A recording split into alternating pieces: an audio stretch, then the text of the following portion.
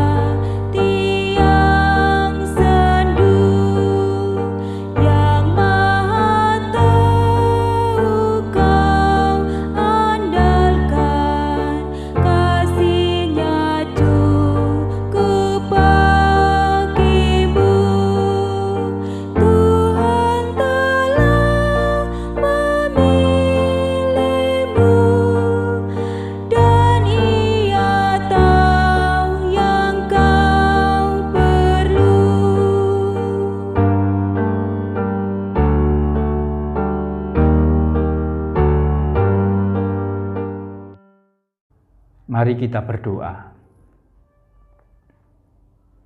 Bapa yang rahmani, pada saat ini kami datang kembali ke hadirat-Mu. Kami bersyukur karena penyertaan yang telah Tuhan nyatakan kepada kami, sehingga kami boleh melaksanakan tugas panggilan kami sehari-hari, baik di dalam berkeluarga, di dalam bekerja maupun aktivitas lainnya. Dan pada saat ini bersama keluarga masing-masing di rumah kami membangun persekutuan menghadap hadirat-Mu. Kuasai hati pikiran kami, juga rumah kami, jauhkan dari godaan mara bahaya, sehingga kami boleh mengalami kehadiran Tuhan dan merenungkan sapaan Tuhan. Kami serahkan semua di dalam kasih Kristus Tuhan dan Juru Selamat kami yang hidup. Amin. Saudara-saudara, kita akan membaca dari surat Ibrani, pasal yang ke-13, ayat 17 sampai 25. Ibrani 13 ayat 17 sampai 25 yang demikian dinyatakan kepada kita. Taatilah pemimpin-pemimpinmu dan tunduklah kepada mereka, sebab mereka berjaga-jaga atas jiwamu, sebagai orang-orang yang harus bertanggung jawab atasnya. Dengan jalan itu, mereka akan melakukannya dengan gembira, bukan dengan keluh kesah, sebab hal itu tidak akan membawa keuntungan bagimu. Berdoalah terus untuk kami, sebab kami yakin bahwa hati nurani kami adalah baik, karena di dalam segala hal kami menginginkan suatu hidup yang baik. Dan secara khusus aku menasihatkan kamu, agar kamu melakukannya, supaya aku lebih lekas dikembalikan kepada kamu. Maka Allah damai sejahtera yang oleh darah perjanjian yang kekal telah membawa kembali dari antara orang mati Gembala Agung segala domba, yaitu Yesus, Tuhan kita. Kiranya memperlengkapi kamu dengan segala yang baik untuk melakukan kehendak-Nya dan mengerjakan di dalam kita apa yang berkenan kepadanya oleh Yesus Kristus. Bagi Dialah kemuliaan sampai selama-lamanya. Amin. Dan aku menasihatkan kamu, saudara-saudara, supaya kata-kata nasihat ini kamu sambut dengan rela hati, sekalipun pendek saja suratku ini kepada kamu. Ketahuilah bahwa Timotius, saudara kita, telah berangkat. Segera sesudah ia datang, aku akan mengunjungi kamu bersama-sama dengan dia. Sampaikanlah salam kepada semua pemimpin kamu dan semua orang kudus. Terimalah salam dari saudara-saudara di Italia. Kasih karunia menyertai kamu sekalian. Berbahagialah kita yang membaca, merenungkan, dan melakukan sabda Tuhan. Amin.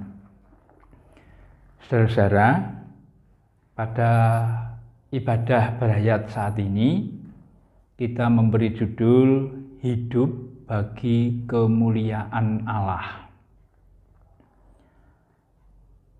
Kita telah mempelajari sebagian dari surat Ibrani pasal 13. Melalui bacaan hari ini, penulis surat Ibrani melanjutkan gagasan di penutup suratnya, yaitu supaya kita hidup bagi kemuliaan Allah. Nah, saudara, ada 4 hal yang bisa diungkapkan dari bacaan ini. Yang pertama, orang percaya harus bertanggung jawab kepada Tuhan Allah. Dan bertanggung jawab serta menjaga atas berlakunya ketertiban. Kita bertanggung jawab kepada Allah dalam segala hal, baik di dalam pekerjaan kita, di dalam membangun rumah tangga, di dalam mendidik anak-anak bagi orang tua, juga bagi anak-anak untuk hormat kepada orang tua, belajar, bekerja, memilih pasangan hidup, semua harus dipertanggungjawabkan kepada Tuhan Allah. Dan di dalam semua itu, kita bertanggung jawab juga menjaga berlakunya ketertiban. Yang kedua, taat kepada setiap pemimpin yang ditunjuk oleh Tuhan Allah tanpa pilih-pilih. Taat bukan melihat pribadi si pemimpin, tetapi karena pemimpin itu ditunjuk oleh Allah. Di dalam diri pemimpin itu ada karisma Allah. Dan itulah yang harus dinyatakan untuk semua warga jemaat dan lingkungan, sehingga semua memuliakan Allah. Bagaimana kalau pemimpin salah? Ya tegurlah. Untuk terselenggaranya ketertiban. Bukan karena tidak suka kepada pemimpin, bukan karena berbeda pandangan dan haluan dengan pemimpin. Tetapi semua dilakukan dalam rangka supaya pemimpin dan warga memuliakan Allah. Menegur secara langsung untuk mewujudkan kasih. Yang ketiga, Allah adalah damai sejahtera. Allah adalah Shalom. Allah adalah kehidupan. Allah yang memperlengkapi semua umat untuk hidup. Sehingga ada Shalom, ada damai sejahtera. Taat kepada Allah dan pemimpin yang ditunjuk oleh Allah menjadi kekuatan bagi kita merasakan kehadiran Allah yang mendatangkan Shalom. Tetapi kita harus ingat juga bahwa yang memimpin kita yang utama dan pertama adalah Tuhan Yesus. Tuhan Yesuslah Gembala Agung kita. Kepadanya yang telah memelihara hidup kehidupan kita, kita bersujud dan mewujudkan kehidupan untuk kemuliaan-Nya. Tuhan Yesus juga imam yang sempurna. Karena melalui Yesus Kristus Tuhan kita, pintu untuk membangun persekutuan dengan Allah dibuka. Sehingga kita pun boleh membangun persekutuan dengan sesama. Yang keempat,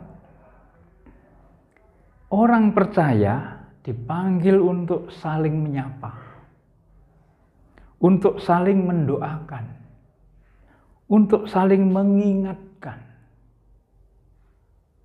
supaya sesama orang percaya sama-sama mewujudkan ketertiban. Ini tidak sederhana. Tetapi jikalau kita melakukan karena damai sejahtera Allah yang ada pada kita, Allah kehidupan yang telah melengkapi kita, maka semua itu bisa kita wujud nyatakan. Dan disitulah hidup bagi kemuliaan Allah terjadi. Dan disitulah gereja kita tidak menjadi gereja yang pampat, tetapi gereja yang cair. Tuhan memampukan saya dan saudara untuk memuliakan Allah di dalam semua segi kehidupan kita. Amin. Mari kita menanggapi dengan menyanyi dari Kidung Jemaat 161. Kidung Jemaat 161, bait 1, 2, dan 5, segala kemuliaan. Anak-anak